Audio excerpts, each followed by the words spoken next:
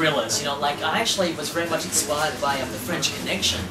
You know, I love that sort of that gritty style. You know, where the movie is shot very much like a documentary. You know, and I love that style of storytelling.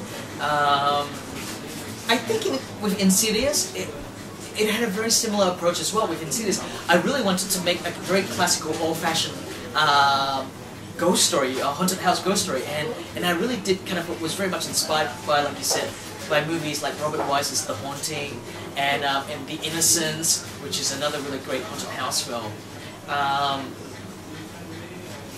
Yeah, I think you know, with Insidious, I really wanted to make a movie that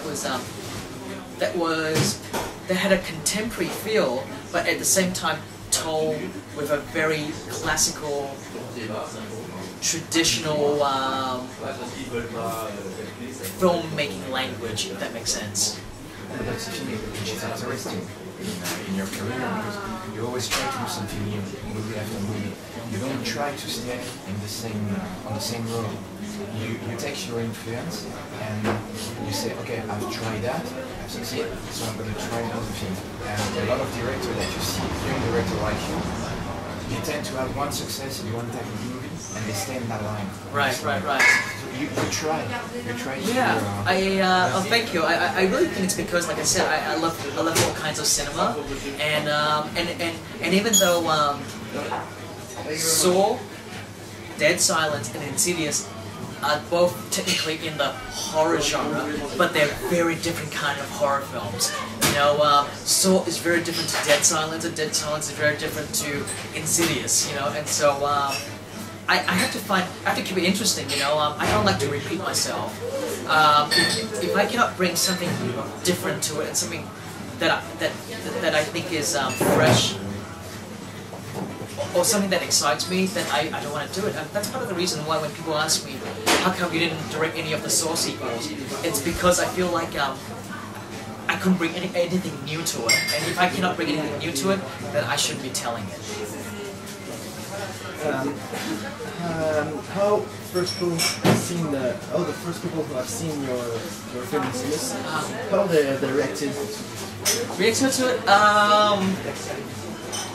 I think the very first big screening I had of Insidious, and it's really the first time I actually saw the film with a real huge crowd, was at the Toronto International Film Festival, and I was really nervous because I had just finished editing the film on my computer, you know, at home in my office,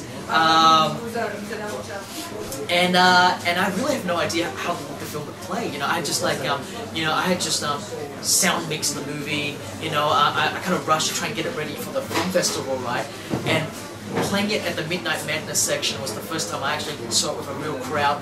I was nervous as hell.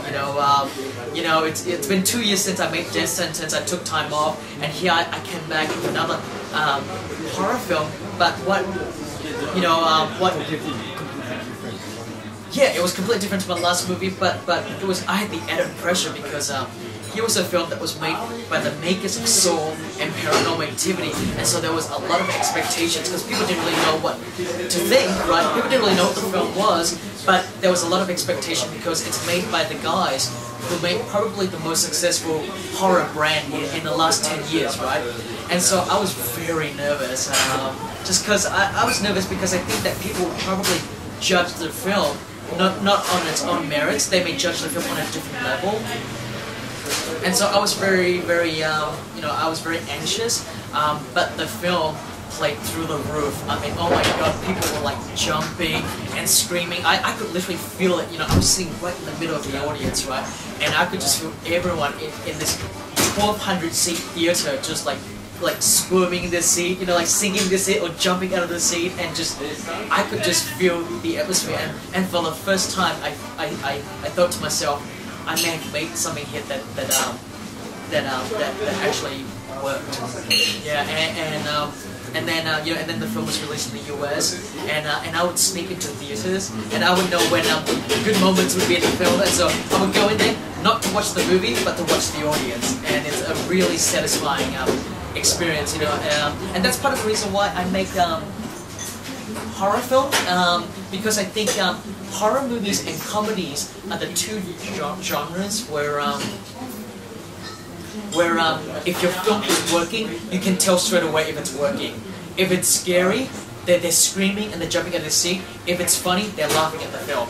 That's why I think these two genres are very similar, and that's why I make it, because it's such a satisfying experience. Yeah. What about the casting? You have got a great casting, and I think about Rose, Yes. which is not typical in this typical horror films. It's difficult to seduce them and to make them watch. Yeah. I try to cast my movies with actors that you generally don't associate in these kind of films, right? And pretty much all my films, you know, like going as far back as my first one, Saw, you don't associate Danny Glover and Carrie Elwes in a serial killer, in a horror film.